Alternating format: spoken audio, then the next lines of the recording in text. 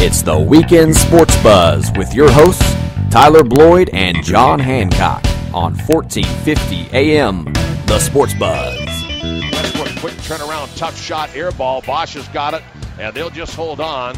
And LeBron James and the Miami Heat have evened this series at a game apiece, handing Oklahoma City their first loss at home in this postseason, and the series is tied. One game apiece, Miami a 100-96 victory.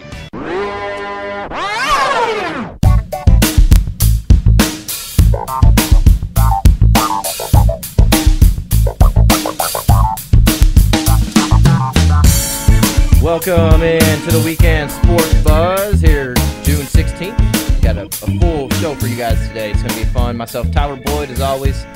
Mark Blankenbaker from CardsandCats.com, as always. How are we doing this morning, man? I'm doing fantastic, although I didn't want to hear that Heat soundbite as we came in. That ruined my whole morning. I was looking forward to the soundbite all morning. I'm feeling good with the Heat. I chose them to win the playoffs. They're first team to beat Oklahoma City on the road, Mark. Durant was fouled. He was fouled. He was fouled. I was on the show yesterday morning with my man Rashawn, and I found out it was Rashawn, even though everybody told me it was Rayshawn. I knew it was Rashawn. Rashawn. So obviously. Sorry, I've been saying Rayshawn. But we were going to talk about that foul. We didn't get to that for some reason. I guess we just cruised through yesterday. That was a definite foul. Absolute foul. I was like, "Are you serious? We're not calling that right now." But you breathe on LeBron James. He can go into the lane like a bull in a china shop and get every single call in the world. And then Kevin Durant can get held, grabbed, and kicked all in the same shot and not get a call. And now it's a 4-point game. And the Thunder finally lost a home playoff game. Maybe the conspiracy theories in effect there. We don't know. David Stern beats his wife. David Stern beats his wife. Yeah. Probably did it this morning. He might have. We don't know. I mean, I'm not saying he did, but he probably did. I mean, he brought it up. I mean, those comments with Jim Rome are ridiculous. Jim Rome was out there doing his job. You could hear Jim. He's like, Yeah. What did you just say? I'm surprised Jim Rome didn't get up like he did in that one interview with back in his young days with the guy that wanted to just punch him. Jim Everett. But he stayed in his chair. It was Jim was coming after. No, Rome should have got up as Jim Everett did and went for Stern. I guess it was across the phone though. It wasn't an in-person interview. Exactly. And Jim Rome, he's always trying. Jim Rome's great. He's probably thinking of all the NBA players that would be forbidden to we run the interview. show. What if we had a guest on and you're doing your job? You ask him what fans want to hear, and he just comes out and says, "Mark, you beat your girlfriend." I'll be like, okay. My bad. She likes it. She liked it, actually. Exactly. She told me to. My bad. That would be an awesome answer if that's what Jim Rome would have said. No, my wife told me to. Exactly. We've been reading 50 Shades of Grey, and she's into it. What is this book, 50 Shades of Grey? I see everybody talking about it. Do you know anything about it? Yeah. My girlfriend read all 3 books in about 2 weeks, and it was a good 2 weeks.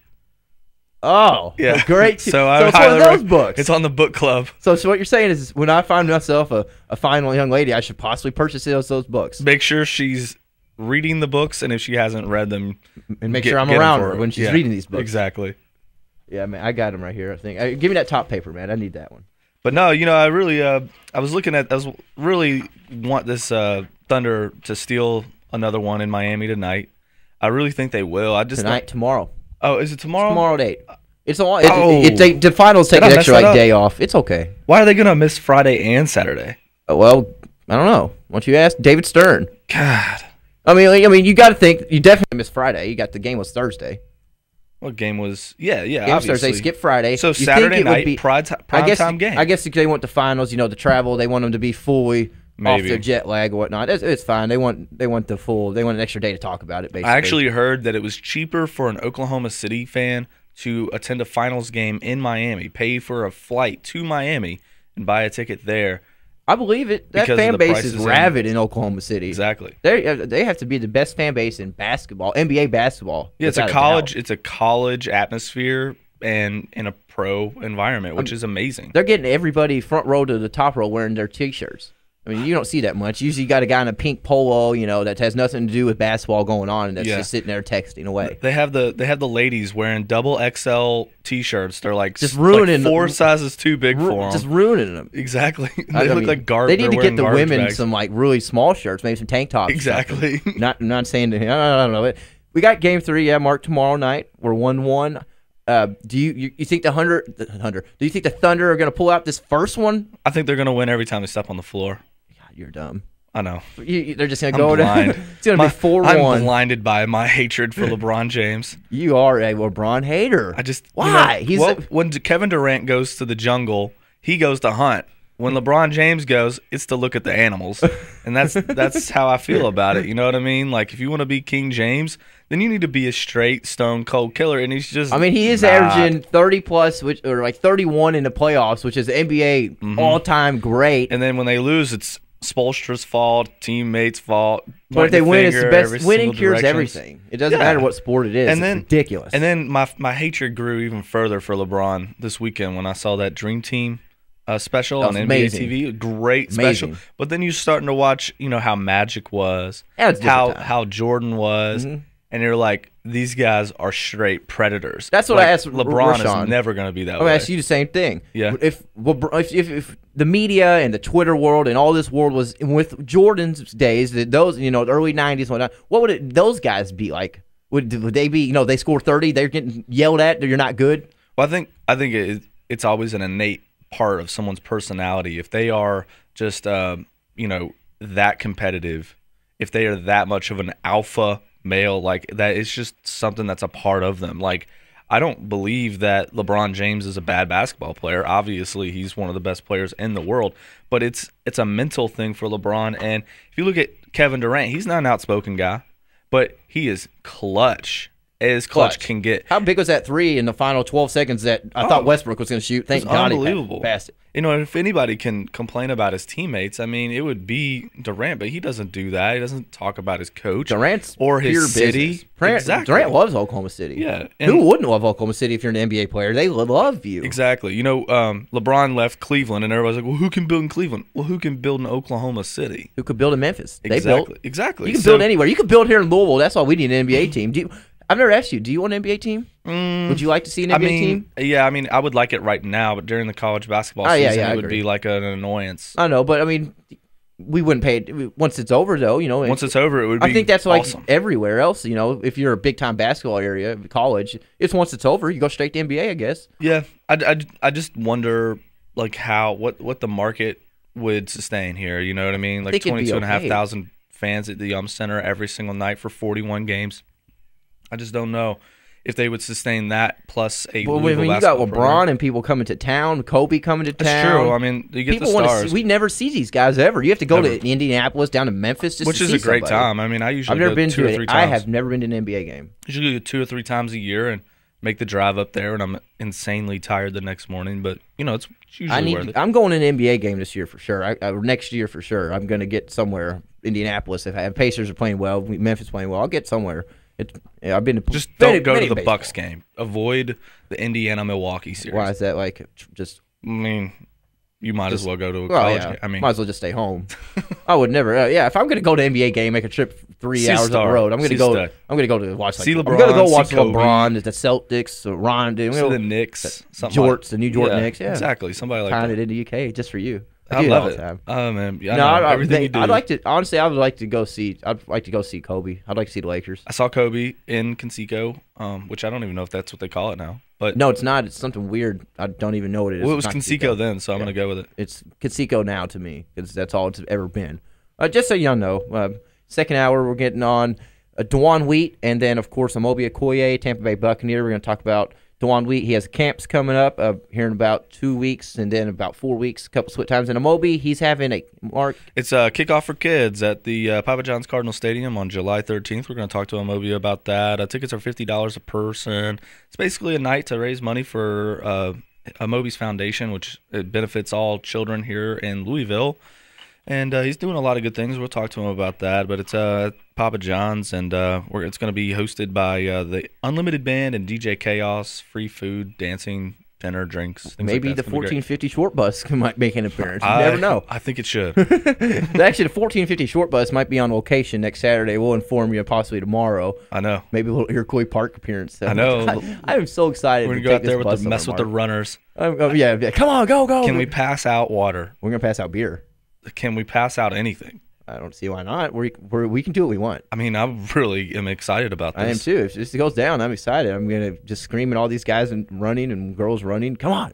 How long is the race? I don't know. I have no idea. I have no information. I want it to be as long as possible, and I want to be as close to the finish line as possible. I want us, our short bus, to be the finish line. You have to go through our bus and out the back. That would be so cool. That would be so cool. Give us high fives. They're exhausted. They have to go up a ramp and out. Interview everybody that runs through. A quick question. How'd you do? Wait. No, you're not allowed to go through until the winner's going first. Exactly.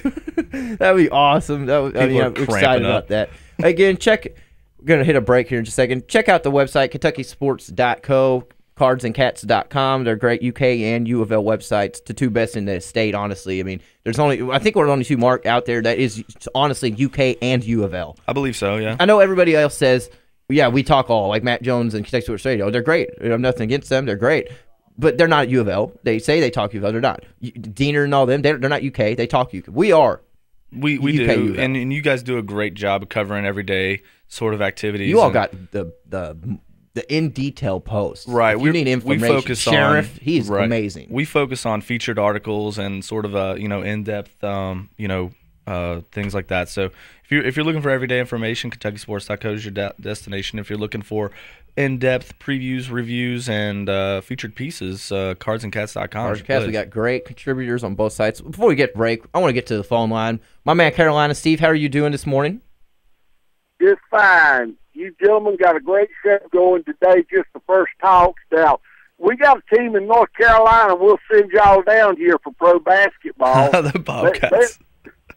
They're about as sorry as I've ever seen. And when they held the pit crew competition for the All-Star Weekend in Charlotte, they drew a bigger crowd than they drew for the Bobcats basketball game. That's just honestly, Carolina, you all can keep the Bobcats. I'm sorry, you all can keep them. Right, and that's a great point that Carolina Steve brings up. Is like we're a college area, just like North Carolina. North Carolina obviously has a bigger NASCAR presence than Kentucky does, but what happens when you bring a team that's not a performer like the Charlotte Bobcats?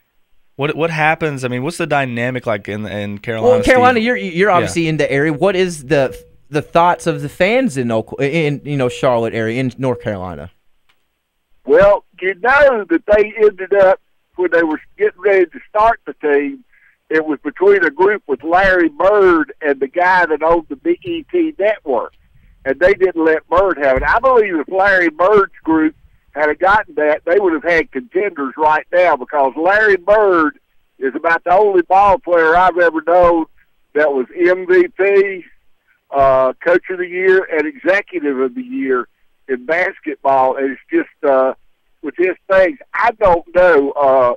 Michael Jordan has the worst luck. Mm-hmm. I don't say luck. I say the worst experiences with being in the front office of any person I've ever heard of. Oh, yeah, I'd have to totally agree. Jordan he's a great basketball player, great ambassador of the game, but he's just not the best on making decisions in a GM standpoint. I do like your point. If Larry Bird took the Bobcats, look what he's doing with the Pacers. Right. Well, and the other example would be Pat Riley. Yeah. I think Pat Riley might, he's an accomplished player, GM, coach, and he's doing great too. So, I don't know. I mean, Jordan just seems like to me that he was a great, outstanding player. His business world, he's been great as a businessman too, but running a basketball franchise, not so much. Okay, now y'all mentioned something that's near and dear to my heart, which is the Dream Team. I think that is the greatest basketball team ever assembled in the history of basketball. Have you seen the special? Did you watch it this week? I haven't, because I don't know with the cable. I don't know if I can get the NBA channel or not. Well, it'll be rebroadcast. It's all over. It's on YouTube. Yeah. They put it on immediately on YouTube. That's actually how I had to watch it. I don't have NBA TV as well. I watched it on NBA TV, but let me tell you, man, you almost, it's a must-watch if you're a basketball fan or if you're a fan in sports in general, because that was brilliance personified in that team, and then the way they went about it, the personalities that were there, and it was really fun watching. The first hour of the show was really like them putting it together, and not their Olympic, competition, because it was almost a foregone conclusion that the gold medal was theirs. But yeah, I highly recommend that to anybody, especially you, Carolina Steve. I want to see it because it's got several. I was a big Larry Bird fan. As a matter of fact, I stopped watching pro basketball the day that Larry Bird retired. He was my favorite player. And then they also, can you name to me who the collegiate player was on that team? Christian Leitner. That's correct. Nice. Good job, Mark. And that is, do you know that Krzyzewski was an assistant coach? Yes, I saw that. Yeah, it was interesting. I'd forgotten that. I know. You called in. We talked in the morning show yesterday or Thursday about how they actually, the myth of them losing the Dirt Bowl game. Do you know anything about that? I think you said they did lose. Yes, the Dream Team did lose. What happened was Chuck Daly kept Michael Jordan out. Yes, that's right. With Jordan, I think he wanted to do it to kind of humble them a little bit. And I tell you what, that college basketball team that played them had Grant Hill and Bobby Hurley and Jamal Mashburn, and, Chris Webber. Chris Webber. I tell you what, that would have been a good team to sit over there themselves. Exactly. They probably could have whooped up on. And if you put, there was a big debate over Leitner. People thought Shaquille O'Neal should have gone instead of him. Either one. I guess obviously Shaq would have been the more dominant player to bring, but Christian Leitner at that time was a good choice. Well, and you got Coach K on the as an assistant coach. I mean, it was probably more political than anything at that point. With Shaq wasn't all that accomplished. Leitner really wasn't either as a professional. So. And one final thing before I go, what is the NBA doing thinking? Putting on in prime time Sunday night or whatever time that they're going to do it, when you're going to have Tiger Woods probably in the final group on Sunday, and that'll outdraw the NBA. Oh yeah, I've sat down yesterday, watched every Tiger hit. I'm going to do it today. He tees off at 6:30, 6:40 our time Eastern, and I totally agree. That's going to be a clash of televisions. Everybody's going to turn on Tiger at when he's getting down to the final. If he is in it, I do think he's going to be in it. Him and Furyk, he's got no pressure on him today. He can go out and play his own game and play well. I'm excited. I know we're going to talk about that in a little bit. Carolina, I want to update you. Our NASCAR guy is actually going to not come on tomorrow. He's coming on Saturday morning next week to talk before the race. So we're not going to get him on tomorrow, but we will have him on Saturday. And then also I want to get it. Good. We have a race going on today, right, at Michigan or tomorrow. Yeah, we're going to run at Michigan. They qualify at 1 o'clock today, and let me tell you something. There were like 16 cars over 200 miles an hour in the past 2 days of practice. Wow. I know I've actually been watching some NASCAR over the past week, getting primed for the Quaker State, honestly, trying to get my knowledge up. And I saw them talking about that. I'm excited for it to get here in Kentucky going 3 wide. Carolina, as always, I appreciate the call. Okay, y'all have a good one. Talk to y'all tomorrow. All righty. Thanks, Carolina. Always a great call. Let's go ahead and get to that break. I know we're up to it. This is a Weekend Sports Buzz.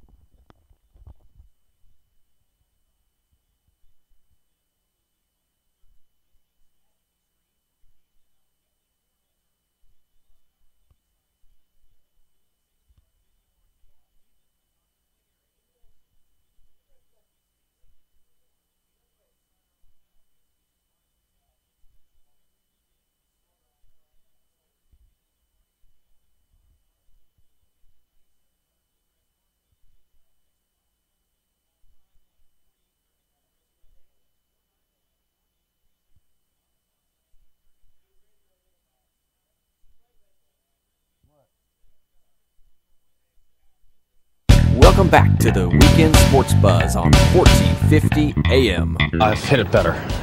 That's the thing. I understand what I'm doing, and unfortunately, I just can't get myself in a position to make putts. You know, it's hard to get the ball close. That's one of the tricky things. I feel good about what I'm doing out there. I like my game plan. We adjusted a couple times today because the tees were moved up and the wind has switched. That was hard. That was rough. That golf course is some kind of fast. It is so difficult. On top of that, the wind's swirling a little bit in these trees, and that's just something that we didn't have to deal with yesterday.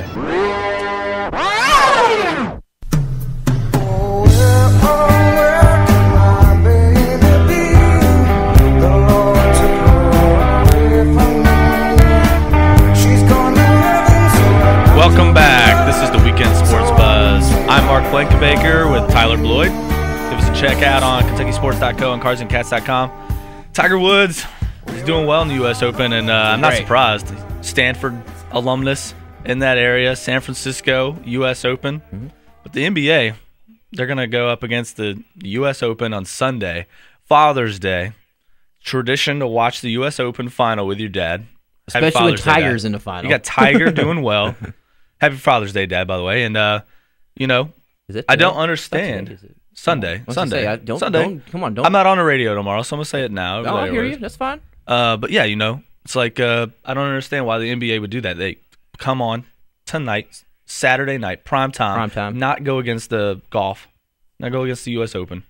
And instead they're going to go head-to-head. That doesn't make any sense to me at all. The average American thinks they're not going to watch golf. They say it's boring. But when Tiger's in the final of the U.S. Open, he hasn't won one since 2008, and it's on a Sunday evening, West Coast, I think more people are going to tune into the Tiger into the U.S. Open in the final maybe hour, which is when the NBA game will be going on. Right. I didn't even think about that. I know Carolina Steve brought it up to us. I think that's now officially the dumbest thing the NBA could have did. Why would you? Is there anything going on tonight that's sports-wise? None. Not that I can. You have the Euro Cup going on right now. There's no fight going on. There's no fight. There's no MMA going on. There's nothing. Why would you not play on Saturday night?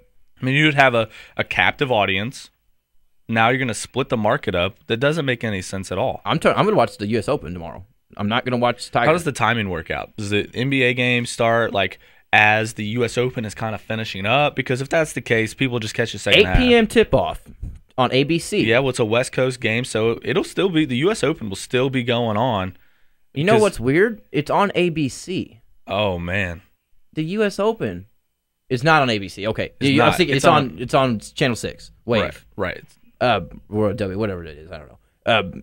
It's 8 o'clock, so you got to think that would be 4 o'clock San Fran time. 5. Is it 3? I thought it was 4. Okay, so 5 o'clock. They're golfing until 9 o'clock, 10 o'clock at Sunday night. Yeah, I know. That would be halftime going into the third quarter of this game. So yes, they're going to get plenty of viewers for the second half, which is, I guess, what everybody wants to watch anyways. When LeBron scores 3 points in the fourth quarter, right? When he starts passing the ball, when Durant scores 17 to come back, right? I guess that's fine. It'll work out, but they're going to get no hits in the first half. The first half is going to be dull. If you're a first half advertiser in the NBA playoffs, you should be asking for your money back. Exactly. You should be just calling the U.S. Open and be like, can I get in? I got a minute of time. Can I get in there? Yeah, exactly. Well, I know. Let's get on to U.S. Open. Matt brought us in there. Tiger is obviously tied for first with Jim Furyk, David Toms at -1. There's nobody at even. Everybody else is over par, +1 and to +20. Who's this 17-year-old kid I keep hearing about? Bo Hostler. He's going to be a high school senior this upcoming year. He's committed to Texas, who is, I guess, the defending national champs this year. He's 17. He's got braces. He looks like he's 12. They say he looks 21. No, he doesn't. He looks like he's 12. His mom is super hot. Just another one of those guys that's gonna. If he wins the tournament, it's gonna go down as your wife's hot. Your mom's hotter than. If you're a 17-year-old pro golfer, or not even, you're gonna be a pro. Your mom's probably hot. Well, he made the U.S. Open last year at Congressional. This isn't his first time around. He's obviously a kid that's gonna be here forever, and he's gonna be a guy that makes a name down the road for himself. What if Bo Hostler, 17, an amateur, committed to Texas, wins the U.S. Open? It's $1.5 million purse or something around there. I love that. I think with the U.S. Open is that if you're going to play as an amateur, you forego the purse that you're going to get no matter what. I don't think they give you the option. No. If you can get it, if he comes in 60th and wants to take his money, He takes his money. You serious? He foregoes his amateurism. I thought it was one of those deals where you had to say beforehand. Well, anyway, either I think it would be a great story. Either way. No, Nick. What if he does it? Does he take his tour card, his U.S. Open exemption for the rest of his life? His I know nothing $1.5 million I know nothing about his personal situation. I'm learning everything from you right now, but I'm gonna go ahead and say that Bo Hassler his family's probably okay. I'm sure his family's fine. You know, most guys that are these type of golfers, they're already very well off. They already come from a place where you can play golf all the time and you have access and you have training. But Mark, you've won the U.S. Open. Do you want to go? You're always play be college golf again? No, you will always be a champion. You've secured your place in the PGA Tour. Whenever you want to go, you can go to college, get yourself a degree, or if you want to go ahead and start your tour go to college, now. Get a degree anyways, and play golf. The thing is, he might win this tournament, but he's probably going to get his teeth kicked in for the rest of his pro career until he becomes of age. Well, he doesn't have his pro card anyway, so he's not. I mean, if he wins the U.S. Open, he'll have it. Yeah, he'll have it he'll definitely have it if he takes it. Which I mean, he's going to get it anyways. He's a great golfer if he's going to Texas to defend a champ. You know, I hope he wins it. I don't even know the kid. Go. You don't know him? I thought you hung out last weekend. Yeah. I'm like Stephen A. Smith. We're friends. We hang out together. Stephen A. Smith is friends birthday with cake. Everybody. I know we're not best friends, but we hang out. I blew out one of his birthday candles when he missed I was hanging out with LeBron last week, if you didn't know. Yeah, exactly. I gave him his UK shirt. Everybody hangs out with LeBron. Everybody. But Tiger, he had a save on 18 out of the bunker up and down for par. He went to -2, went to +2, fought back to -1, stuck at -1. Do you think this is Tiger's tournament? He's playing better than everybody out there. He's got the home field advantage, and the U.S. Open is always a tournament about staying calm, grinding through. It's not a tournament that's about scoring and getting birdie. It's about making par, hitting grinding the fairways. Through. Exactly, just survive the round. And if you can do that without having a blow up hole of a double or triple bogey, you can win this tournament. And Tiger has. He's famous for his focus. Yep. And this is a tournament for focus, and I just feel like this is definitely something that he could win. I'm not saying he will, because you never know what you're gonna get with Tiger. But I feel like if you're a golf fan and you know who he is, that you gotta like him right now. Yeah, and I like his pairing. It's either gonna be Furyk or Tom's. I haven't looked at the pairings today. I'm assuming it's Furyk. If it's Furyk, he wins. It's a great pairing for him. He loves playing with him. Loves playing with Furyk. They've got along. They played each other multiple times. They're good friends, as everybody is. Good friends. He's going to have no pressure. He's going to go out and play his game. Jim Furyk is no long ball hitter where he's like, oh, God, he's hitting the ball. Jim Furyk is his own guy. Exactly. And he's going to show Tiger lines. Jim Furyk takes 30 minutes to putt one ball. Exactly. And, with him hitting behind Tiger almost entirely, Tiger will see the wind and he'll see the green. It's advantage Tiger. Now, Mark, let me ask you, did you like the Tiger-Bubba Phil matchup? Bubba Watson? Bubba Watson. No. I don't like it at all. Because I feel like they're both long hitters and they're both trying to outdo each other. All three long hitters. Exactly. They're all top golfers in the world.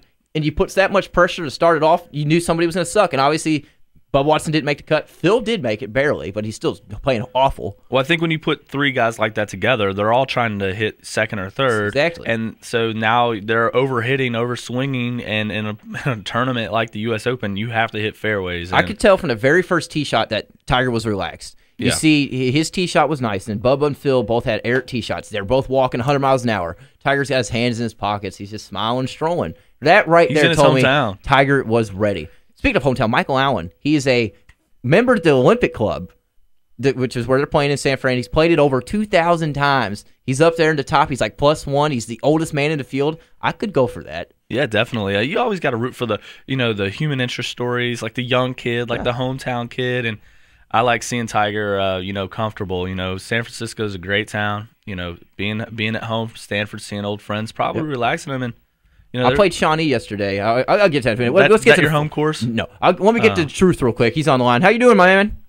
What's happening? I got a question to ask both of you. I want y'all to tell me the truth. Okay. Have y'all been whooping on y'all wife? No, I'm actually I'm far from being married. Yeah, Tyler can't get a girl to hang out with him. Hey, ain't it so good to see Tiger Woods back, and golf is having good fun this weekend. The ratings looking good. Yes, sir. When Tiger's good, golf is better. You need Tiger to make golf. I love golf. I can watch it even if Tiger's not in it. But when Tiger's there, Truth, it's just a whole other thing. Are you a big golf guy or are you a Tiger guy? I like golf, and I like Tiger Woods. Mm-hmm, me too. I started golfing. I'm a big Jack Nicklaus fan too. Hey, that's who's not a Jack Nicklaus fan? He's awesome. I started golfing about 10 years ago. The only reason I started golfing was because Tiger Woods. I wanted to hit the ball as far as I could, and it worked out. I love golf, but do you think Tiger's going to win this? Well, if that's a hard course out there. I think if he just break even doing that, the Tiger Woods got 15 coming. We're gonna see Sunday. We're gonna see the pump fix. But I've been watching my movies too. You know what I was watching today? What's that? I woke up and got me the Budweiser and watching Indiana playing Kentucky, that game. Oh, the Elite Eight game. I would have probably watched that too. Oh, well, I'd have watched that 4 times. That was a good game. I mean, 102 to whatever it was, 99, something ridiculous. It was an excellent game to watch. Yes, listen. Me and the guy got a bet. Now, I'm going to leave y'all with this. Okay. You know what I told him? Cody Zetter will be the greatest white guy ever played in the NBA. He'll go down as one of the greatest players ever played in the NBA. One of the greatest white players in the NBA or one of the greatest players? One of the greatest white guys ever played in the NBA. I'm trying to think of big, the guys that he would compare to. I'm telling you who Cody Zetter remind me of. You still young, still chewing bumper gum. A guy played for Seattle named Tom Chambers. I've heard. I know the name. I know the name. Mark's got me on age a little bit. He's up there. Yeah, Tom Chambers. Where does he compare in the end to Larry Bird? Well, the difference between him and Larry Bird. Cody Zeller is more taller than Bird, but Bird, Bird in his own league. Oh yeah. Well, hey, Truth, let me ask you real quick before I let you go. The NBA. We're talking about the NBA and the golf. Sunday night, they're going to be going up against each other. What if Tiger is in the final, or what are you tuning into? Well, I'm gonna watch golf. The Lakers, Kobe ain't playing, so I'm watching the Tiger roll. I think everybody's gonna be watching the Tiger roll. Well, Truth, go ahead. Stupid. They should have changed that to Saturday. Yeah, they should have. They should have always been on Saturday. I'm gonna sit back and listen to you. Y'all doing a good job. We appreciate it. I appreciate it, Truth. Thanks for the call, man. Always good stuff. I think everybody's on the same page as us, Mark, that it's going to be golf. It's going to be golf, especially if Tiger's in it. Now, if you have Michael Thompson versus Hee-Seop Choi, some baseball player. Yeah, they might be switching over. Going to LeBron James. It depends on who that final matchup is. Looks like we got to go to break. Matt McCarthy, the producer, Sports Nuts. This is the Weekend Sports Buzz.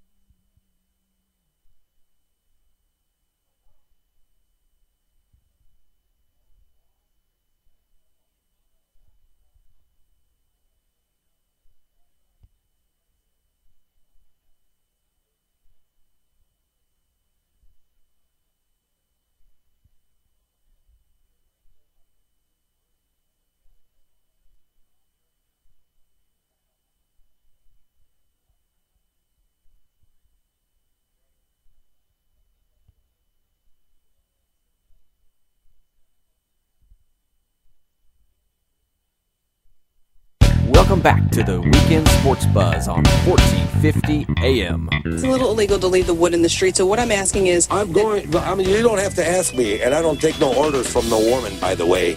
By the way, I don't take no orders from no women. Oh, yes, I'm Mr. Cleanup. I'm not Mr. Clean, I'm Mr. Clean Up. Somebody said I live in Warren, and I'm cleaning up Detroit. Go figure that one out. But somebody said that they tried to yell at you to come back, and you kept going. And it must have been a woman, and I don't listen to women yelling. I tell them to shut up. I lift them all by myself with nobody else's help. Old guys, disabled guys, black guys, white guys, Polish guys, Ukrainian guys, and guys from Mars also. Oh, okay. Oh, okay. From Mars? From Mars. Yeah, that's where I'm from, Mars. I'm too sexy for my love, too sexy for my love, love's going to leave me.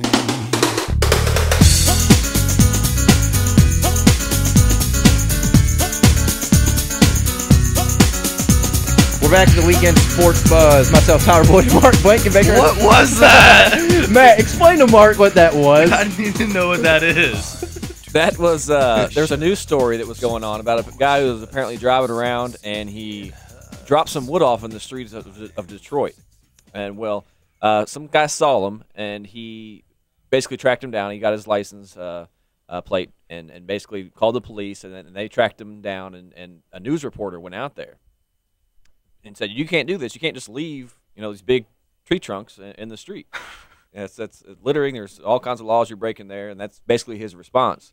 Is I don't listen to a woman. He's talking to the reporter who was actually confronting him at his house. That is a classic soundbite. I can't believe I hadn't heard it until just now. Yeah, it came out. I guess it was about what was that? Wednesday or Thursday or something. When he sent me that link and I watched it, that guy was a piece of art. He was very. He's subculture of America. Just search YouTube. What's the do you know what the video was called so everybody can go watch this guy? If you just search, I don't answer to no woman. Yeah. It will come I make sure you do it that way. I don't answer to no woman. Yeah, exactly how you talk. Yeah, it was nuts. Like watching the reporter, she's like, "Are you really? Wow. Really?" Yeah, I don't know. Check it out. Welcome to America. Welcome here. When we get it out here, Oxmoor Ford Lincoln, they've got another great deal coming up starting Monday. Looking for a free lunch, Mark? Because I know I always am. All the time. Test drive any new Lincoln at Oxmoor Lincoln, and you'll get a free lunch for two at Vincenzo's restaurant, only at Oxmoor Ford Lincoln, next to the Oxmoor Mall in St. Matthews. It's a good deal. Get out there, check out their new car. If you're looking for something, they got great deals going on for you. All month through June and July, we're going to be hooking you up with Oxmoor Ford Lincoln. So mention the 1450 Sports Buzz while you're there. Let them know that's where you heard us. Also, Father's Day is tomorrow. Everybody's going to be golfing. Everybody's going to be watching golf. So why don't you get a little package for your dad? Get on livingforless.org. Get one round of golf at 4 different country clubs, 18 holes, and a cart rental for just $75. It's a $150 value for half price. Jeffersonville Elks Country Club, Woodhaven Country Club, Glen Mary Country Club, and Heritage Hills. Great courses. I played Glen Mary last week. It's looking great. The greens are rolling very well. Woodhaven, they're one of our partners. They're always a great club. They're a great atmosphere out there. Heritage Hills, fun place. I've never been to Jeffersonville Elks. I'm sure it's good as well. $75, livingforless.org. And of course, what I've been waiting to talk about, Mark. I know we were trying to get this out last week, but we didn't know what the hell it was really. Handsome Jimmy Valiant will be at BJ's on Dixie Highway on June 28th for the afternoon sports buzz. The 1450 crew will be there. He's a former WWF Hall of Famer, class of '96, former WWF champion tag team. It's gonna be a fun day out at BJ's on Dixie. Get out there on the 28th and join us for our live afternoon sports buzz. But getting back into our show here, the Weekend Sports Buzz. It's been a good little start. Of course, tune in for the second hour. 10:30, DeJuan Wheat joining us, and then 10:45, Amobi Okoye. If you're a Louisville fan, this is the time to turn in. If you're an NFL fan, tune in. It's going to be a fun time. Absolutely. And one more thing for Louisville fans out there. If you want to see Montrezl Harrell, you could do it today at 1 o'clock on FibulaAmericas.com. The U.S. under-18 team is going to play the U.S. Virgin Islands. So if you want to see what your new power forward looks like, you want to get an early preview, check him out. I might tune in, too. I just want to see it. I like watching. I'm a basketball guy. I'm going to watch. I don't care if what is. They're not UK guy on there. I'm going to watch it too. And while you're on advertising, Scott Rowland for the Louisville Bats here. All the Reds fans around the area, get out to the game. It's at 6:10, 6:15 tonight. Scott Rowland is in town. He was here yesterday, had a good game. He's here just for tonight, and then he's heading back up into Cincinnati, getting back into the best team in baseball, going into things. But, yeah, get out to the game tonight. It's a fun environment. Make sure you bring your WD-40 cans because Scott Rowland is the Tin Man, and you gotta bring him out. We got to keep him fresh for the Cincinnati Reds. We do. He's hopefully he doesn't get injured. I'd like to have Scott in the playoff run because that's a veteran we would like to have. I guess Mark, I'm going to just talk a little bit about the Reds real quick because we are so good. Oh man, the Reds 9 games over 500. They've won 4 in a row now. They swept the Indians, the rival Indians in interleague play. They took for the Mets last night in a pretty easy affair. Bronson had pitched well. Brandon Phillips is hot as can be. 3 home runs in 3 games. 22 RBIs, Mark, in 17 games. That's amazing. I mean, you put that with Votto. You take Brandon Phillips and you get him productive with Joey Votto right in the lineup. I mean, unbelievable. You're going to get offense, and then the bullpen is pitching really great now. Right now, you get all kinds of great pitching, and you got to give a lot of credit to Dusty Baker Dusty. and the front office of the Cincinnati Reds. Walt Jocketty. As soon as Walt Jocketty took the job 3 seasons ago as the head of operations, basically came over from the Cardinals, I knew this is the time that the Reds are going to turn it on. He did great for the Cardinals. He's obviously doing great for the Reds right now. Matt, the lineup with, like you just mentioned, Brandon Phillips, Joey Votto, Jay Bruce. Ryan Ludwig's hitting the ball well now, which is odd, which is good. We need him to. He's got a low average, but he's hitting RBIs. He's hitting for home runs. Stubbs is hurt. He'll be back. Ryan Hannigan's hits. Ryan Hannigan always makes contact. This team, I'm sorry, I got my red shade glass on with the Reds, but they are legit contender finally. Absolutely. I mean, they're it's early. It's mid-June. I mean, anything can happen. We're past the 3rd mark, so we're in baseball. They're 4 games in first. Mm-hmm. There's a lot of room for error here with the amount of time that's left in the season, but you got to like your pieces. They are rolling. When you get good pitching and you have a good offense, you can win any game, period. You got the best bullpen pitcher in baseball this season in the Royals, Chapman. Mm-hmm. He's had 2 bad games. Other than that, he's pitched well. He's great. He came in last night and said good morning, good evening, good night. Close them out. Johnny Cueto's rolling. Johnny Cueto's rolling. Bronson's pitching well. This team is they seriously are a legit contender. They're sitting at 36-27. Then you got Pittsburgh in 2nd and St. Louis in 2nd, 4 games back. St. Louis, they started off hot. It looked like they might be the World Series defending champions going back to the playoffs. They're struggling now. They've had some injuries. Chris Carpenter is out.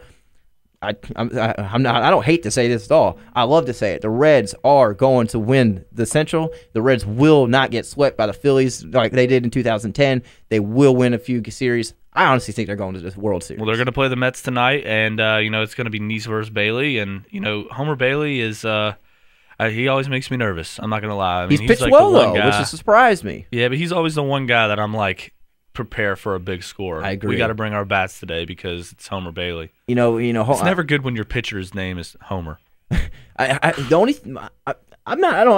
dislike Homer at all. He's pitched well this season. He's been with the Reds, for a while. The only thing I don't like about him is that stupid arrow tattoo on his forearm. Yeah. You know why you have an arrow tattoo? Because you throw pipe balls most of the time, and they hit him over the fence. Right. Seriously, I'm trying to pull up his ERA right now, but my computer is going haywire.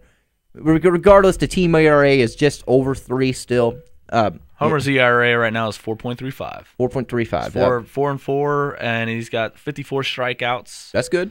Yeah, I mean, I know in the last terrible. 3 games though, he's like 3-0 or something, or 2-0, and no decision that we won. He's still a young guy, still young, very young. But it's just the reputation that he has in my personal mind. It's like Homer Bailey goes out there. It's gonna be a high scoring game. It usually is, especially when we're in New York for this series. It's a little bit bigger ballpark than Great American. Now, obviously, the balls don't fly as easy out in Citi Field, but I'm excited. Chris Heisey may have hurt his hammy the other night. Hopefully, he's fine.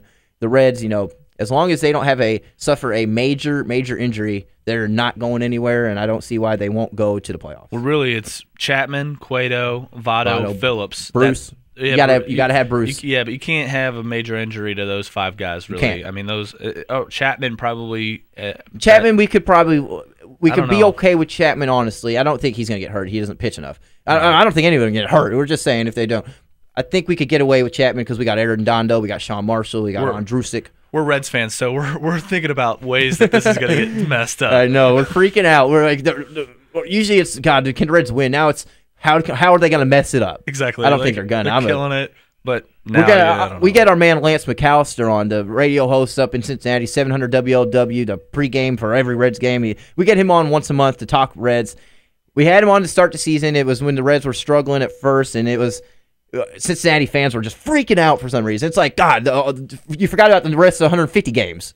And now we had him on last month, and the tune changed. We're going to have him on here coming up soon in July. It's going to be a whole other change of things. Like, God, the Reds fans are just living a dream. We got to ask him about last night's Jay Bruce inside the park home run. We haven't mentioned that. The guy got hurt on that. Did you see it? No. The outfielder. He did? Like, dove into the wall. He hit his head, and he didn't return. Oh, it's like he may have hurt his neck, maybe a concussion. The wall is your worst enemy in baseball. Without a doubt. I didn't see the inside of Parker. I turned it in the second inning. Oh, did man, you see it? Missed it? Yeah, I was just watching it on How did Jay Bruce get into Parker? He's not the fastest guy. Well, the dude got knocked out, apparently. I guess that's how you do it. Now we know how you get inside of park home runs. Still great. It's still great. Of course, Brandon Phillips hit a bomb. They hit Votto. It looked intentional. I don't know if it was because the pitcher G was kind of sporadic that inning in his control. But it was first pitch, first bat of the second inning, or third inning, fastball right into the ribs. Love it. And the pitcher turns around like screaming, like, "Oh no, I didn't do it." Yeah, he's acting all upset upset because you don't want Votto to charge him out on you. Votto threw a shoulder at the first base when he got down. He was not happy. I'm expecting either today or tomorrow some retaliation. Well, really, when you're a big league pitcher, you should never lose control of your fastball like that. Curveball, slider, things like that. Normally, batters don't get angry with getting hit with those kind of pitches just because. Angry. He was pissed. But you get hit in the ribs with a fastball, man, you're. Yeah. It doesn't feel good. I've been hit by like a 60-mile-an-hour fastball in the ribs. Imagine 92. You're also a major league pitcher, so you shouldn't be, you have control. They say it's easier to hit in the pros than it is in the minors because your control is just so much better in the pros. Exactly. And then when you're offline by 6 feet to the left into the rib cage of our best player to baseball. Exactly. You better watch your back. He's a multi-million-dollar man. He's a 12-year, $200 million man. He's a 9-figure guy. And you're throwing at him. Yeah, don't throw baseballs at him. How much do you think G makes? Like $500,000 to $700,000? You better watch your back, buddy. Exactly. You got some guys down here in KentuckySports.co looking for you. My man Brad Steen up in Cincinnati. He's going to make a trip to New York and hunt you down. I'll never forget. I was at a Chicago Cubs game. We're sitting right next to the Atlanta Braves family section, and started talking to this the wife of Kelly Johnson. He was a second baseman for the Atlanta Braves. Yep. I don't know where he is now, but she was sitting next to Chipper Jones's wife, and we kind of looked up on our phones the salaries of the two players, and it was like $400,000 to like $15 million, and I was like, so. How does that work? I mean, when she goes shopping, do you like stay outside so that because do you pay for all of her stuff even though you're still rich? I mean, you're just even more. Well, because $400,000 is a lot of money, but you could spend that easily. I would have spent it in a heartbeat. I wouldn't even know what to do with $400,000. Exactly. I'd go buy a Land Rover, one of the new ones. It's like $50,000 for $100,000. No, honey, you can't go on the road trip to Chicago. Why don't you go to me to let's go to the Cincinnati. Home Depot. Yeah. No road trip for you. Exactly. Obviously, when we're hitting a break in just a few moments, some quick little notes. The NBA Top 100 camp is, I think it's still going on in Virginia. It's throughout the weekend. Some good things going on for Louisville recruits. Anton Gill, Quentin Snyder. They're both been playing great. I've been keeping up with the Mike Hughes updates. He's been killing it for Inside the Bill. He's been all over it. He's been throwing out all kinds of nuggets. We had him on yesterday. Yeah. I hate to send people to other websites, but I'll do it for Mike because Mike's great and his site's great. If Louisville fans, if you need the up-to-date information on your recruiting, go to InsideTheVille.com. It's your best in the business. He goes in person. He doesn't get it secondhand. No, he is there. Evan Daniels is one of the best in the business as well, and he's part of that network. And I actually went to high school with Evan. Mike Hughes. And where'd you go to school? Say next. I went to Louisville Male High School, class of 2000. And Evan was I believe 2003. But I've known Evan a long time, and he went out. I'm serious, and this is a story about Evan. He went as a senior in high school and paid his own way to these camps. And he just said, just let me write about it on your websites. And he did this with Mike Hughes. Mike Hughes got Evan his start. And now look at Evan Daniels. And now look at Evan. He's running things. He's him and Dave Tellup, tops of the guys. Exactly. Yeah. And so I'm really proud of Evan because we're going. He paid his dues. You know what I mean? He really did a nice job. He did it the right way. I guess everybody nowadays, it's a new type of game in the media world where you could kind of branch out as we did. Both of us, we started our own little thing, and it's worked out very great for both of us. KentuckySports.co and cardsandcats.com. Back in the day, you better go to school. You better, get the WDRB type degree, where you can get that career paper job. Exactly. Go to Western Kentucky, get your journalism degree, and I don't know. I mean, I didn't do that. I'm in the business world. I have, several jobs, and I like them, and I do this for fun, and it just keeps coming, keeps working out. It keeps getting better and better, and it'll be your job, Mark. Exactly. Well, anyway, we don't need to talk about. I know. I just want to get our websites out there, and of course, in the second hour, Amobi Okoye and DeJuan Wheat.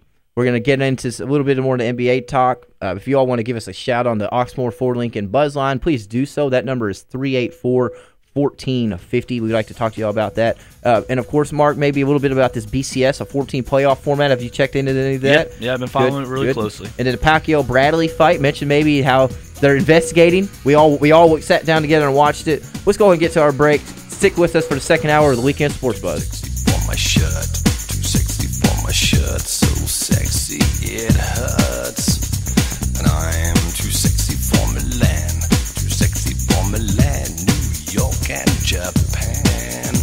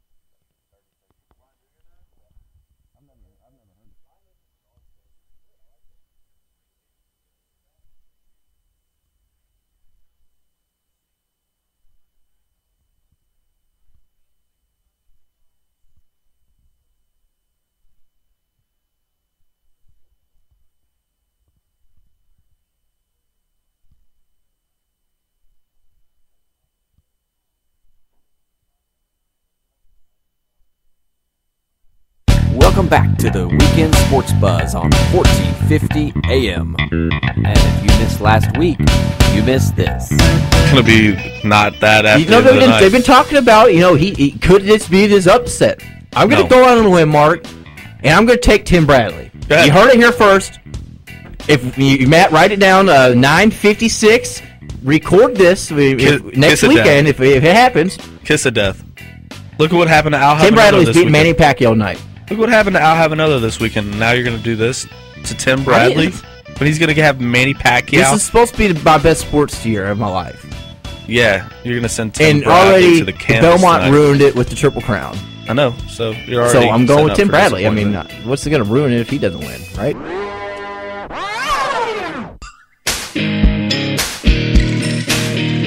Hot sun beating down, burning my feet just walking around. Welcome back to hour number 2, Weekend Sports Buzz. My name is Mark Blankenbaker. I'm with Tyler Bloyd. And you just heard Tyler making a prediction about Tim Bradley over Manny Pacquiao. Last weekend, he had to go and he sent about a G to a Las Vegas judge just so he could play that soundbite this morning for you guys and ruined boxing forever. Thank you, Tyler Bloyd. I'm just a genius. I'm a genius. You knew that they had 2 of the 3 judges paid off, and now there's an investigation. I'm sorry, Mark. Into one of the most classic sports. Kentucky Wildcats, I picked them to win before the season started. I don't do that every year, not because I'm a Kentucky fan. I don't. I didn't do it last year with Brandon Knight. I didn't. You did it with I did it with John Wall's year. Did it Gillespie? Yeah, every day. You were out drinking with him one night, and you were like, we were totally going to win. We were golfing at 2 a.m. Exactly. having some bourbon. It was actually Bourbon Day Friday, I think, whatever Flag Day was. Oh, really? It was. Did you know that? I know I probably drank bourbon on that day. You happened to celebrate with not even knowing. I'm sure Matt did too. Some very old B. But I'm excited about it. I picked the Kentucky to win. I picked the Derby winner. And you picked Tim Bradley. I picked the Reds. It's the best sports year of my life. Does it still count if Bradley gets the decision revoked? Yeah, it counts. It already happened. This isn't like R.A. Dickey no-hitter where you're fine. No. Did you see that the Las Vegas Hilton, which is basically the leading sports book in the world, all the Vegas sports books kind of follow their lead, that they said that they may never book another boxing event. Because it's fraud. Because they don't feel like they can guarantee a good experience for their patrons. I mean, how many boxing matches honestly go that way? I don't watch, we don't know. We don't watch much boxing. No, I don't. We don't know how many fights look like somebody wins and then it just comes down to a split decision of you didn't win. We don't know. I know if we walked out on the sidewalk right now and there was a street fight, I could probably tell you who won that pretty easily. Yeah. Easily. But and everybody in the world watched this fight, and everybody said Pacquiao won. See, how many people were over at Matt's house? 12 of us, I would say. 10, 12 of us. Right. How many of us said Tim Bradley won? None of us. None. Then I actually saw that the percentage, there was some sort of stat that they ran, and they said that there was a 0.3% chance that the judges would find in favor of Bradley with the way that the fight went statistically. And so I'm like, okay.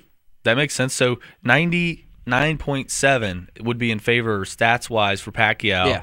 And then you got the naked eye thing where, HBO had it at worst 8-12. What was that? Did we just get struck by lightning? It's my mom texted me and said the radio sounds awful right now because of torrential downpours going on in certain areas. Well, sorry if you can't hear us out there. But get on ihigh.com/KentuckySports and watch us. Or you can get on online 1450. Yep. What's the 1450thesportsbuzz.com. There you go, 1450thesportsbuzz.com. You are choppy as can be right now. What's going on, Matt? I'm switching the mic.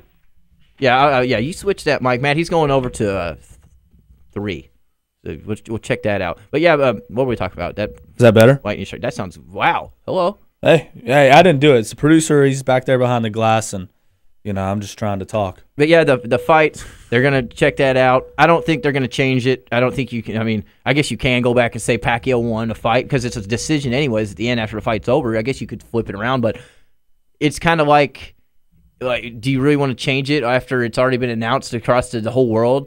I even though everybody knows he won. I don't know. I mean, you got to think about the kind of work that they actually put into, being a fighter, and Manny Pacquiao, you trained for 3-4 months, and if you legitimately want to fight, it doesn't change the purse. But can you take that away from Tim Bradley? It's not Tim Bradley's fault that the judges are dumb. Maybe. Tim Bradley knows whether or not he won or lost the fight. He said before they even announced it, I didn't win the fight. Right. He but knows. It's not his fault that they didn't pick the right winner.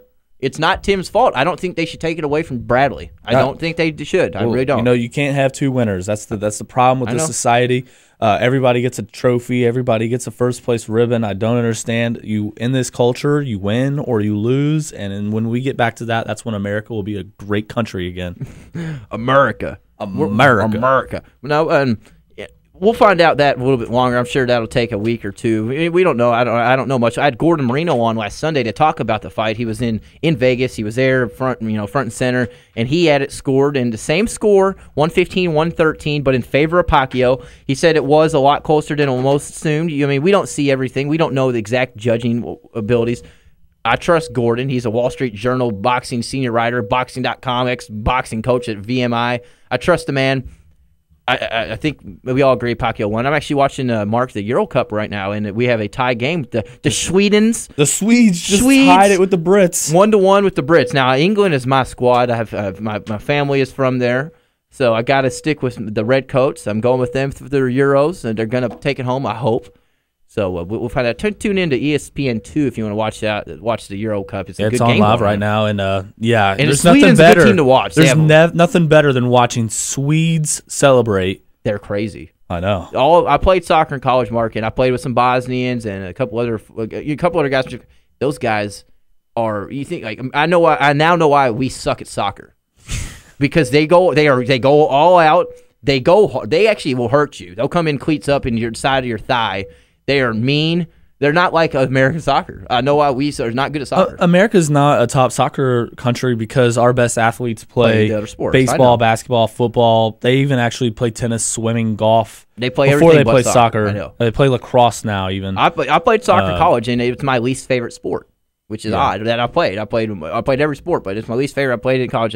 It's just it's a totally different game, European game to our game. And again, the Euro Cup, it's on through another week or so. It's a fun tournament for a sports fan to watch. It's kind of like the Olympics. Olympics is coming up, Mark, in like 40-something days. Man, are we getting Tyson Gay on? Yeah, shortly. Yeah, Usain Bolt will be calling in. That was a David Stern answer. That kind of just shortly. Exactly. But when you don't have a date confirmed, you can't say yes. But Dallas, the Olympic bobsledder Dallas, who we know you went to school with, played football with during your primetime heyday, he's going to hook us up. I'm excited about that. We're going to have an Olympic show. Yeah, that's going to be a lot of fun. It's going to be a lot of fun. I think it's got to be soon because Olympics are just 3 weeks away. So. I'm pumped about it. Opening ceremonies, in London. It's going to be a beautiful place for the Olympics because there's nothing better than the Great Britain in the summertime. You got the Wembley Stadium. For soccer. You got golf is in the Olympics this year. I'm excited about that. Where are they playing that this year? That I do not know, but there's plenty of courses over there. I'm sure. Current athletes from the Louisville area. Tyson, number 2, behind Rondo. As current athletes? Current athletes. Currently participating in their sport.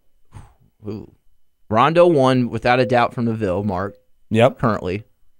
Are you talking just our city here in Louisville, basically, or the whole state of Kentucky?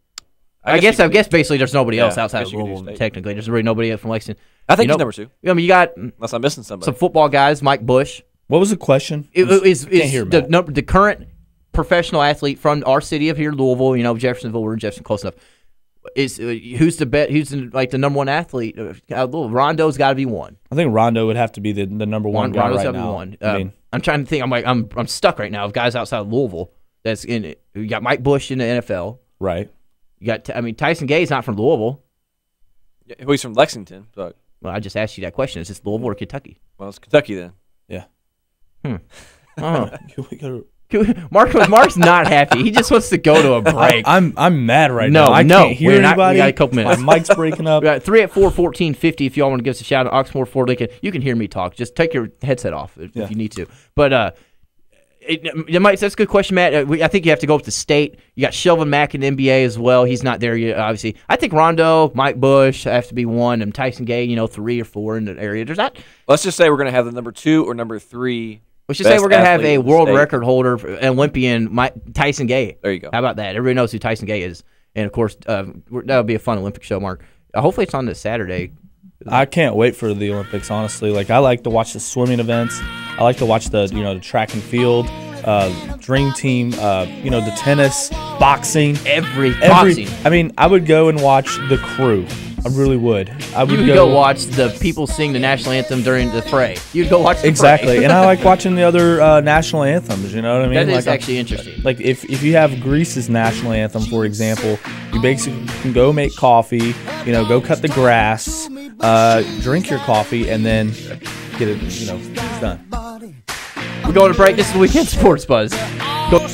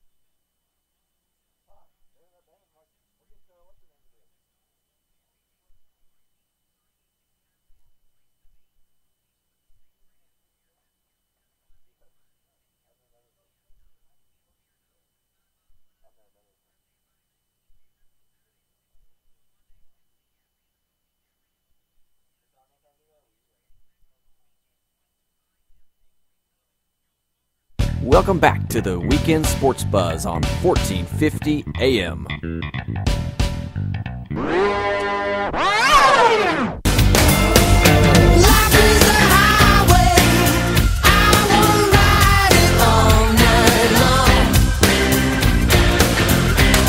Give your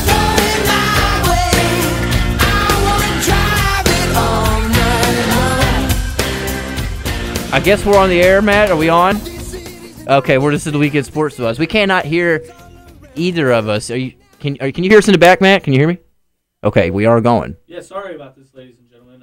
There's a questionable person climbing on our antenna. The Jeffersonville's police department has been called. But if you're having trouble listening to us, you can catch us on 1450 thesportsbuzz.com. 1450thesportsbuzz.com. We live stream the show in high definition, and we don't have to worry about crazy residents of Jeffersonville, Indiana, climbing the antenna and basically making it almost impossible to hear us at a given hour. So anyway, we are back.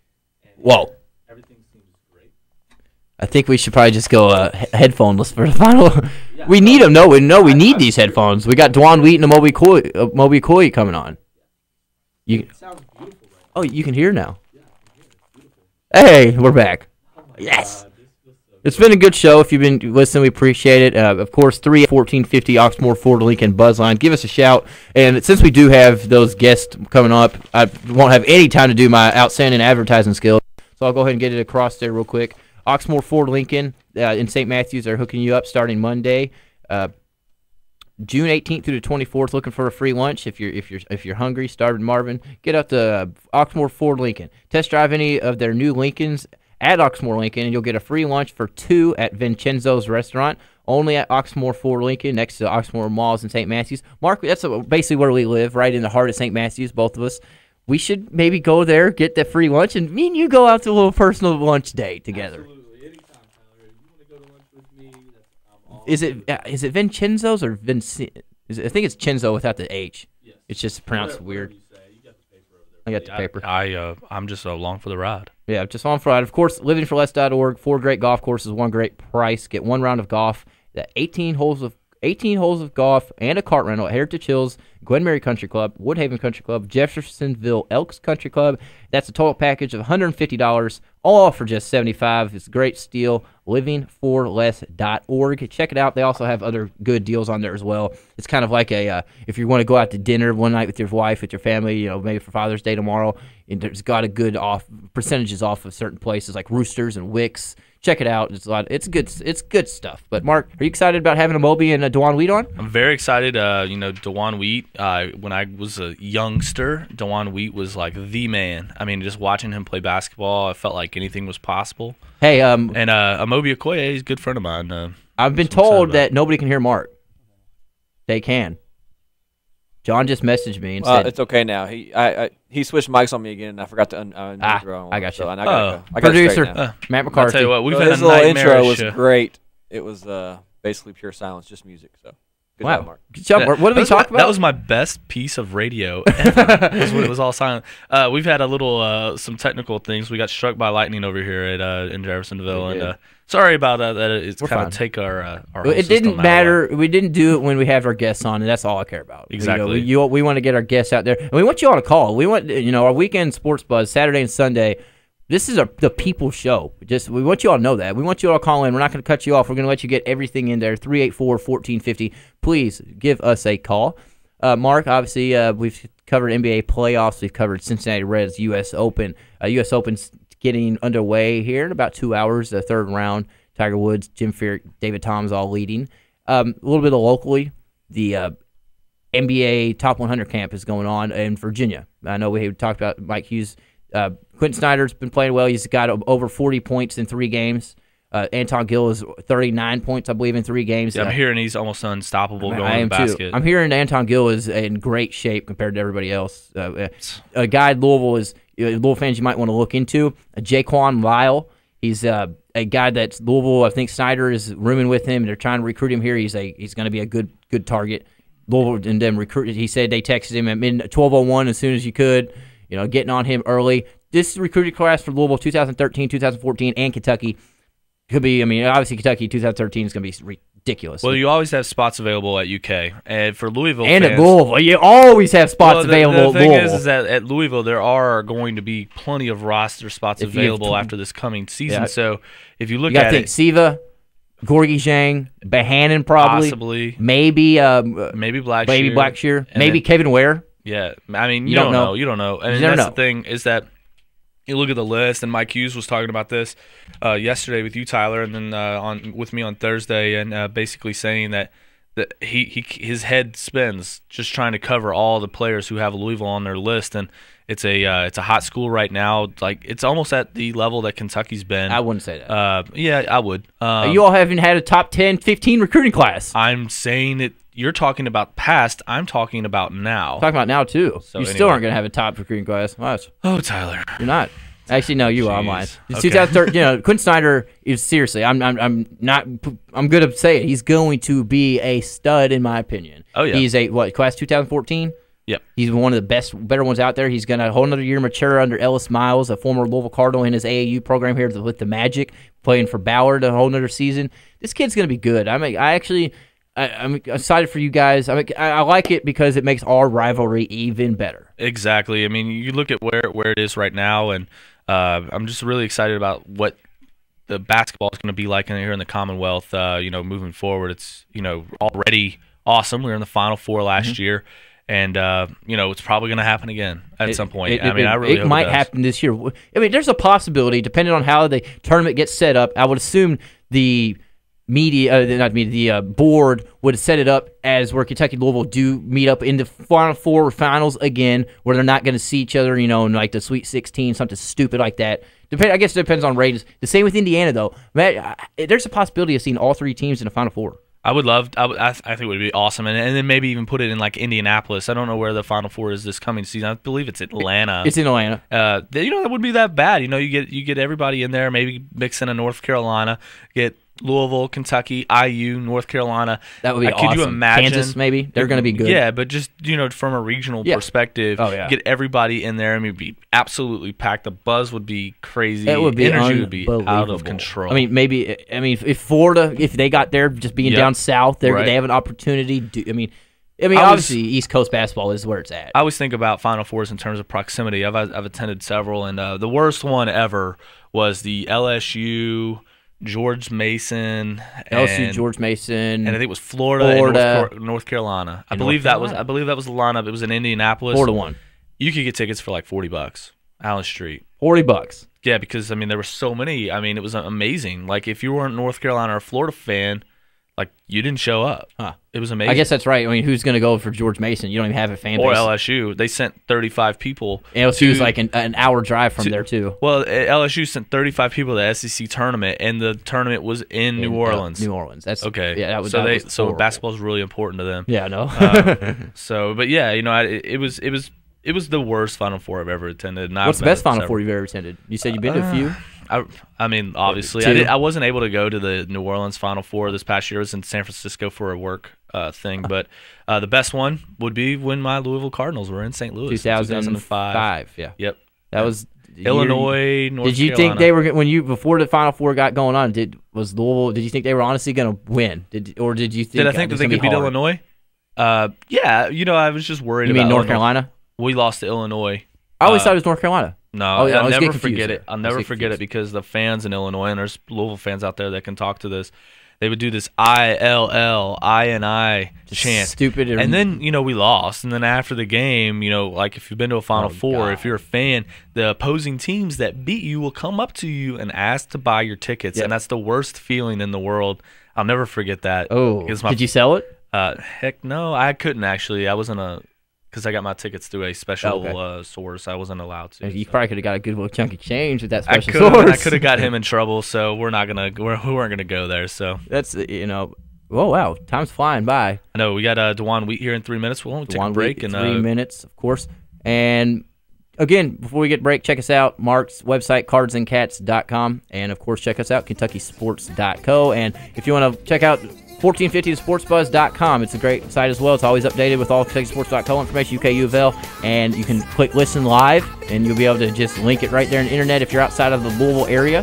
And of course, Kentucky Sports, iHigh.com/Kentucky Sports. You can watch our beautiful faces. We'll be right back with the Weekend Sports Buzz and DeJuan Wheat.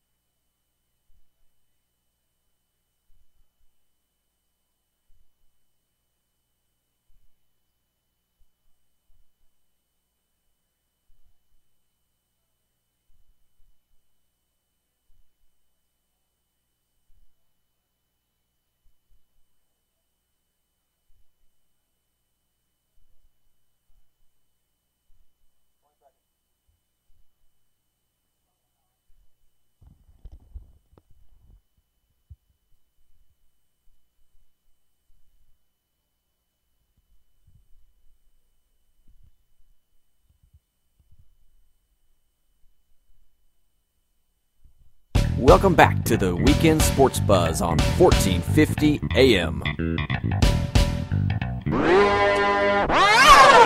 It's wicked and whack. I come stomping with something pumping to keep you jumping. R&B, rapping, bull crap is what I'm dumping. Ain't nothing said about crisscross, we all act. So when the eggs do they rock, say believe it. Jump, jump. The Mac Dad'll make you jump, jump. A daddy Mac will make you. We are back, and right now on the line, we are joined by Louisville legend, second all-time leading scorer in school history, 2,183 points.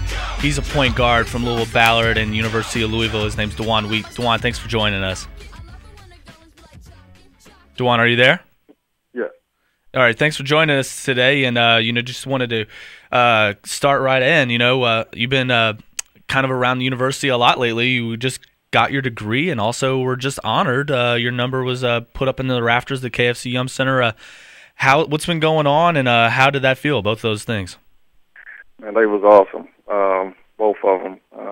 When I was told I was gonna get my jersey honor, I was really taken away by it because it just showed all the hard work that that I displayed, during my 4 years at UofL, and to get rewarded for it. And, it was a great honor. And, when I got my degree, I never got a better award than that because, by me, getting it so late and, when I played my 4 years at UofL, I left school in '97, and to go back and keep working at it and finally obtain it was a great. The university has a program now for former players that did not finish their degree to come back and finish. What made that important for you personally to do that 15 years later? And what was the driving force behind that? Was it a personal goal, a professional goal? You just kind of talk about why that was important because you've done a lot in your life since leaving Louisville. Most would consider you an accomplished person. Kind of go through the mentality on that. Well, it was something that I always wanted to do.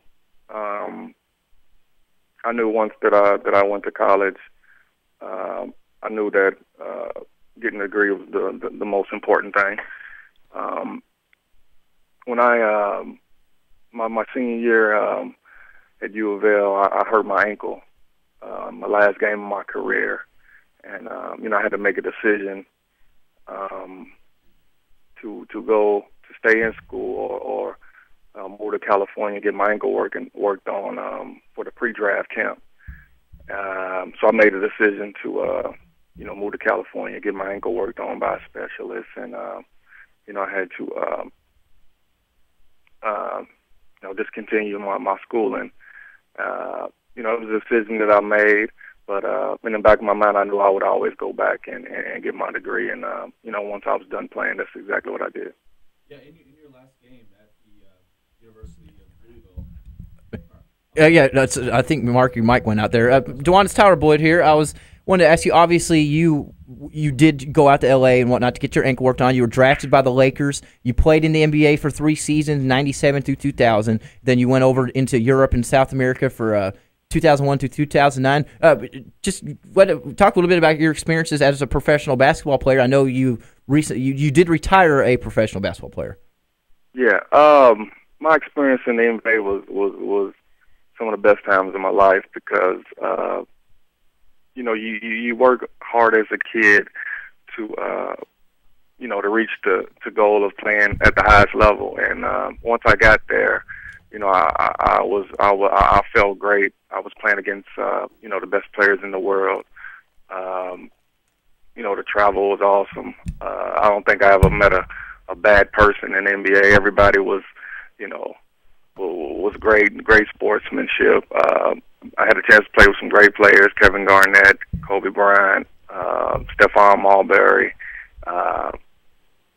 Like I said, my experience was just unbelievable. Right. Well, you mentioned that in your last game that you messed up your ankle. It was against the University of Texas, and the next game was against North Carolina. What in your heart? What do you feel the result of that game would have been? Would Louisville have made the Final Four if your ankle had been solid? Yeah, I often think about that a lot. I think we would have had a great chance because the team that we had, teams didn't know how to play us. We was undersized. I was basically a scoring point guard who, you never know. I could, hit 6 threes, or I could, just do weird things, and teams couldn't account for that. We had B.J. Flynn, we had Alvin Sims. We was a running team. It was a fun team, and North Carolina was, tall. They had Antoine Jamerson. They had like 5 NBA players, and they had a great team. But, I think, if I wasn't hurt, which I still think about it sometimes, I think we definitely would have had a great chance. Right, and actually a lot of people consider that team was the last great Denny Crum team that he had before his retirement. In your honored jersey speech, you spoke a lot about Coach Crum and also your high school coach, Scotty Davenport. Can you just talk about what those two men meant for you early on in your basketball career? Having a coach like Coach Davenport to start my basketball career off was great for me because, he knew everything. Everything that, there was to know about, the game of basketball from a coach's point of view to a player was great for me. We one thing that helped me at UofL, at Ballard going to UofL, was we ran the same system. We ran the same press. We ran the same offense. The whole philosophy was the same. So Coach Davenport was great. When I got to UofL, Coach Crum, it was a great experience because we had sort of the same demeanor. He was sort of a laid back coach. I was sort of a laid back player, and I know what he wanted, and I know what he expected out of me as well as everybody else. So, we got along great, and it was a great experience for me. DeJuan, you finished your basketball career first player ever, 2,000 points, 450 assists, and 200 steals, and you also have a basketball camp coming up soon. Can you fill in everybody on what that is and how they can sign up to send their kids? My basketball camp is June 25th through the 28th at the Basketball Academy, and they can sign up at www.DeJuanWheatSports32.com, or they can register and send it in to my P.O. Box 21123, Louisville, Kentucky 40221. Can you show up at the day of the camps and register at the door, or do you need to pre-register? Yes, you can sign up at the door also. Registration would be probably about 8:15. Okay. And you said it's in Basketball Academy, which is off of Blankenbaker, right? It's off of... I'm thinking of the other hoops. It's 2401 Stanley Galt Parkway. That's right. Stanley Galt Parkway. All right. Well, thank you very much, DeJuan Wheat, for joining us today, and we appreciate your time. And if for everybody out there listening, please go to DeJuanWheatSports32.com. Send your kids to DeJuan's camp and learn a thing or two. He has plenty of knowledge and expertise to pass along to your children. Thank you, guys. I really appreciate it. All right. Well, thank you, DeJuan. Thanks a lot. That's always a great interview with the former players. We've had Derek Abney from Kentucky. We've had Derek Anderson from Kentucky. Obviously, DeJuan Wheat in his camp. It's going to be fun. I mean, absolutely. If you're a parent and you want your kid to be a basketball prodigy, this is the first step. And if you want your kid to be a good kid, exactly. This is a guy you want to look into. Yeah. Honestly, Mark, I'm a big Kentucky fan. DeJuan Wheat is my all-time favorite Cardinal. Him and Reese Gaines. We can hear about it. I mean, you can hear it in his voice. High character individual. He goes back, gets his degree 15 years later. He did what he had to do at the time. He took care of his ankle. He had a professional career to think about and protect.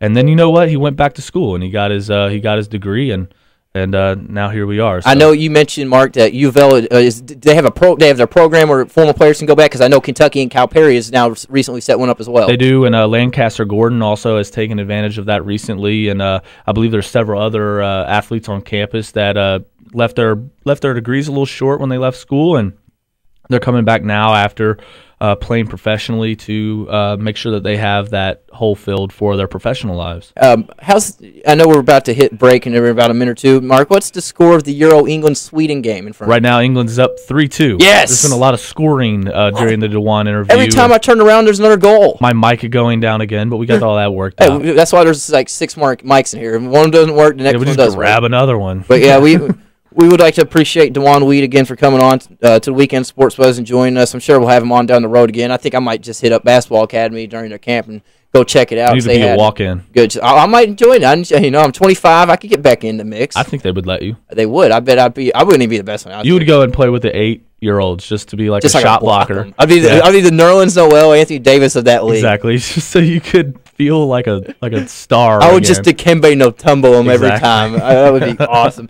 But anyways, let's get to our break. Go ahead and get on. And our next guest, Tampa Bay Buccaneer, former Cardinal, Amobi Okoye. We're excited to talk to him as well. We'll be right back to the Weekend Sports Buzz. I'm just going to stay right here.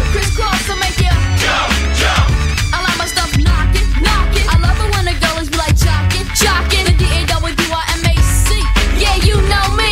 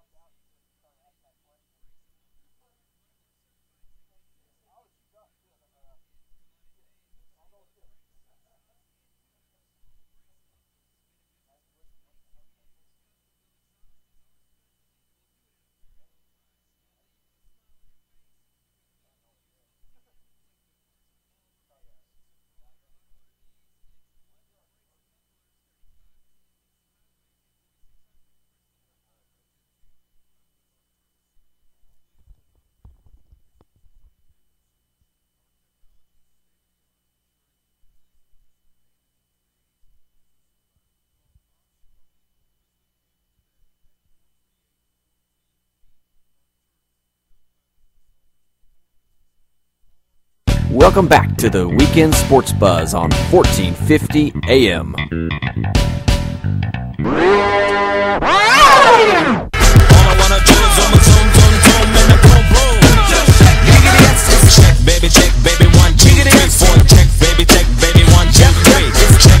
Welcome back to the Weekend Sports Buzz. My name is Mark Blake. I'm joined with Tyler Bloyd, and right now on the phone we have former University of Louisville defensive tackle and former first-round pick for the Houston Texans, and currently with the Tampa Bay Buccaneers, Amobi Okoye. Amobi, how are you? I'm doing well. How about you? I'm doing fantastic. Amobi, how are things going in Tampa Bay? You just spent 1 year in Chicago, and you're now down there with the Buccaneers. Tell me how your transition's been. It's been great. We just finished up with our OTAs and mini camp and summer workouts and conditioning, phase 2 as they would call it. And a lot of the guys have bought into the new coaching, the new system, and we're looking forward to just going much further than San Francisco 49ers did last year. Being that they had a college coach come in from from a college system and excelling so far all the way into the NFC Championship. So it's been a great offseason thus far. Looking forward to coming back in July for the camp and really getting after it. Absolutely. You mentioned Greg Schiano's moved down from Rutgers to the Tampa Bay Buccaneers. And how tough of a job do you think he has, kind of coming from the college game to now the NFL, which is the most hyper-competitive league in all of sports? It's a very tough job. It's a difference. It's the reason it's different levels. High school, college, pros, semi-pros, and all of that. And it's definitely a tough job for him, but he's the guy that loves challenge. He's a guy that just thrives on challenge, and so he's looking forward to it just as much as we are looking forward to it. We're all together for the same goal, to hoist that trophy. Absolutely. Amobi, you just had your 25th birthday 6 days ago. You're 25 years old. You were the youngest player to ever play in the NFL. Now you have a bunch of rookies coming in that are 24, 23, 25 years old, but you have 5 years of NFL experience. What is that dynamic like in the locker room where you're the same age as a player, but they don't have any idea of what this NFL process is about? It's weird but good in the same way, because they kind of know about it, and so they you're just talking to them. And I remember the first week when the majority of them came in and they were having lunch, and I went and sat down with all of them and just talked to them, and they were very happy to hear some of the things I was telling them, and just saying that so far, just some of the compliments they gave me for what they said, and what I said to them, kind of.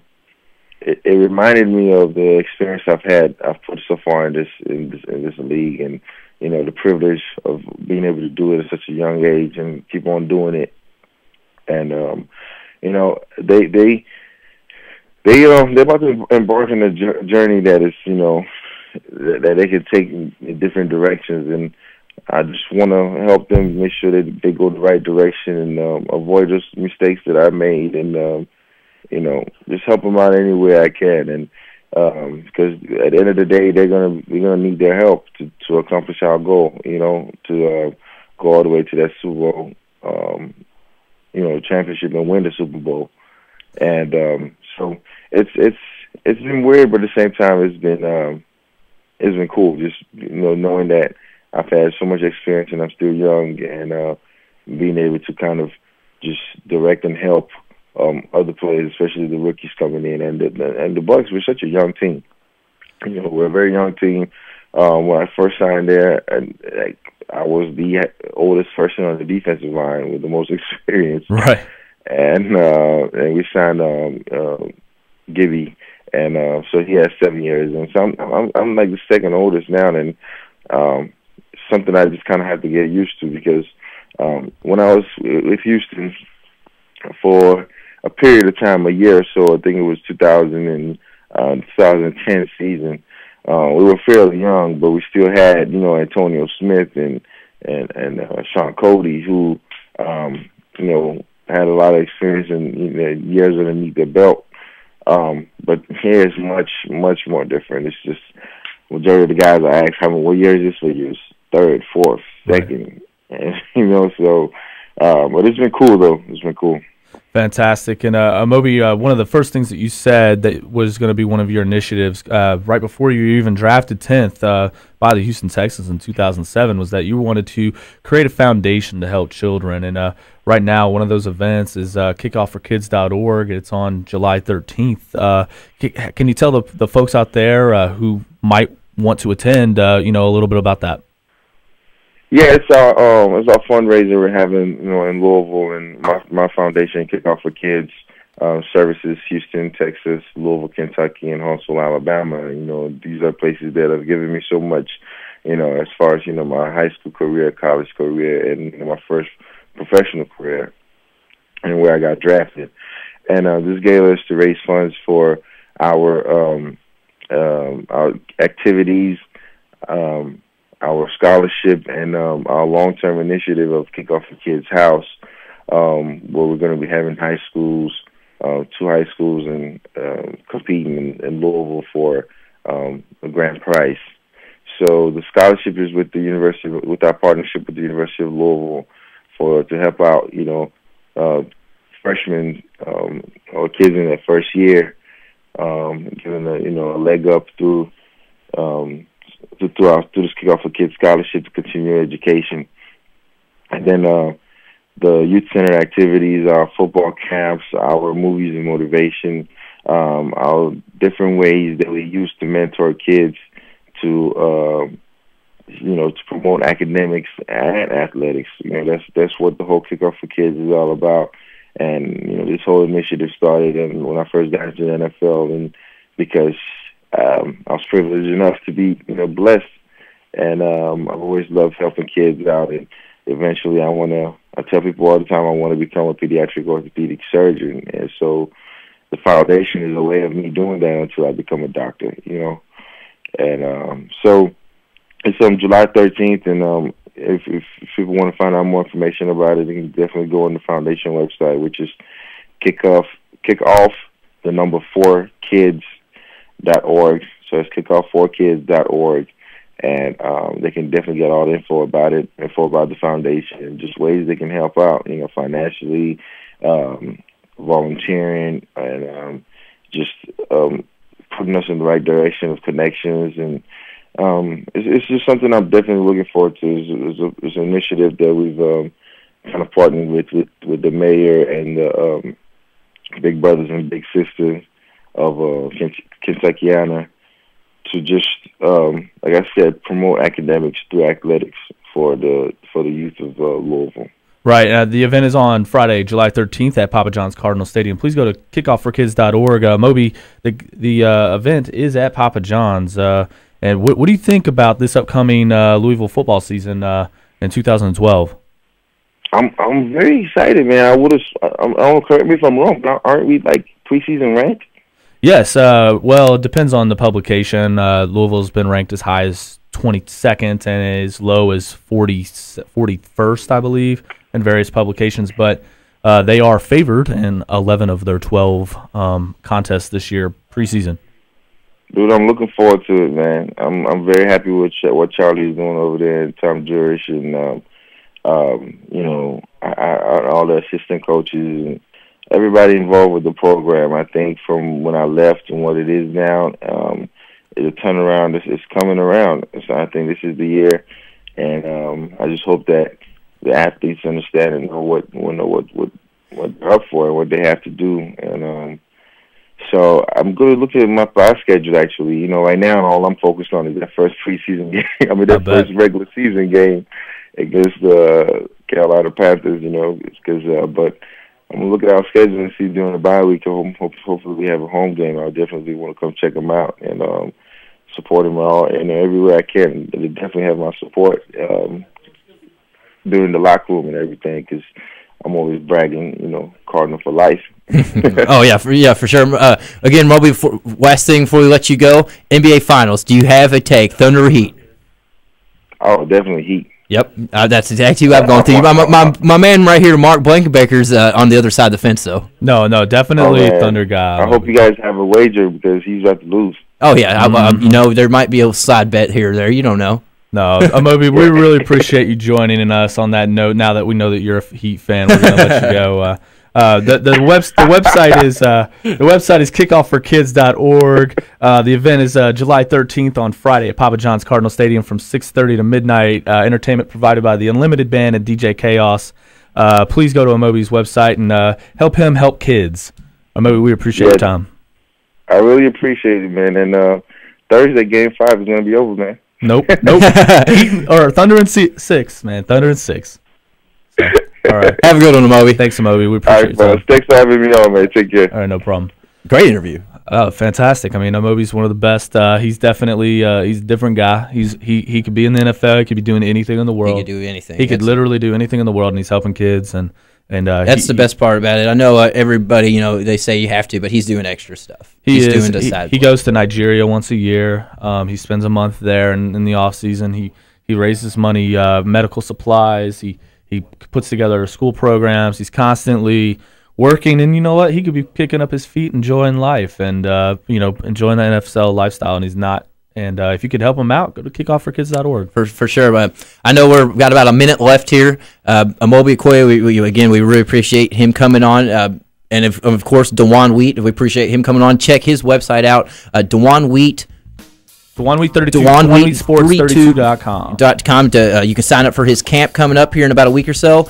And of course, if you didn't know, Louisville fans, get onto your Facebook page, whatever you do, and say hello. Happy birthday to your former Card great, Daryl Griffith. It's his birthday, buddy. It's his birthday. Happy birthday, Daryl. And, of course, tune in tomorrow for the Weekend Sports Fuzz with myself, Tyler Boyd, and Kelly Patrick from 10 to noon. It'll be a great show.